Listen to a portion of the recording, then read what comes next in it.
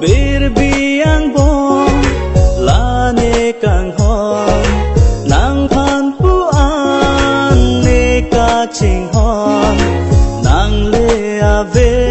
lo te bom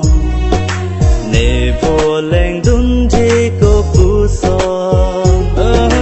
nang le a ve lo te bom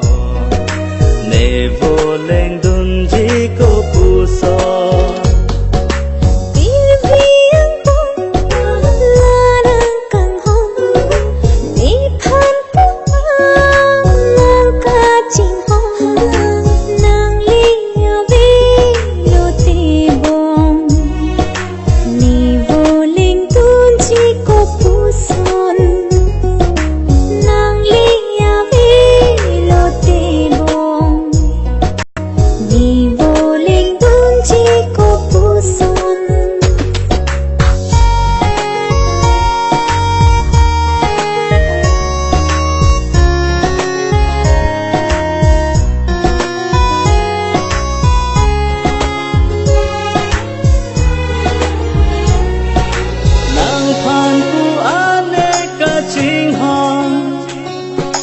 Voluri nang ne phan la pu so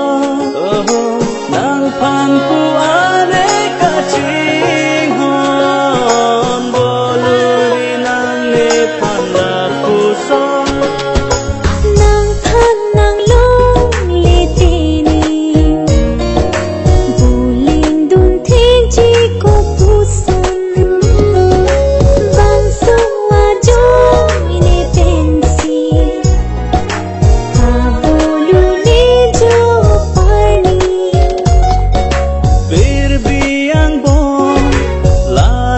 kang hon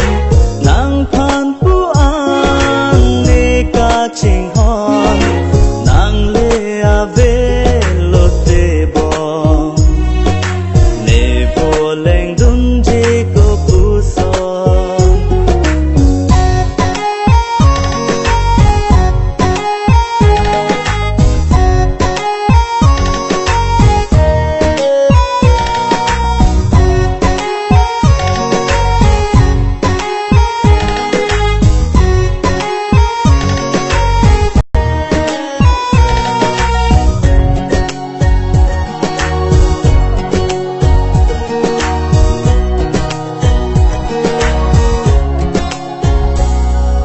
Som dun tig la dat so phir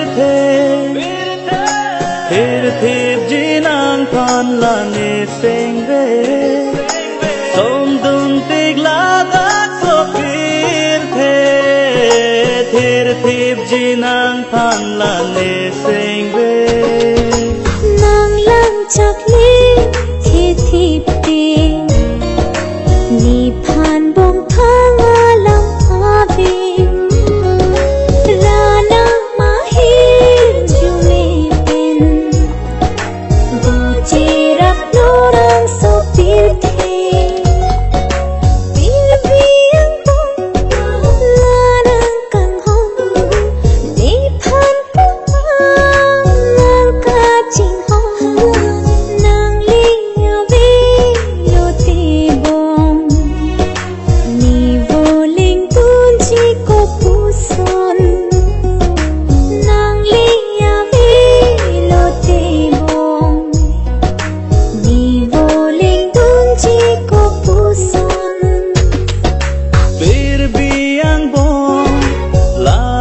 kang hon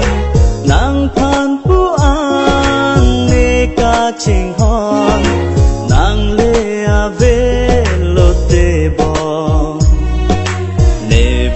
leng dun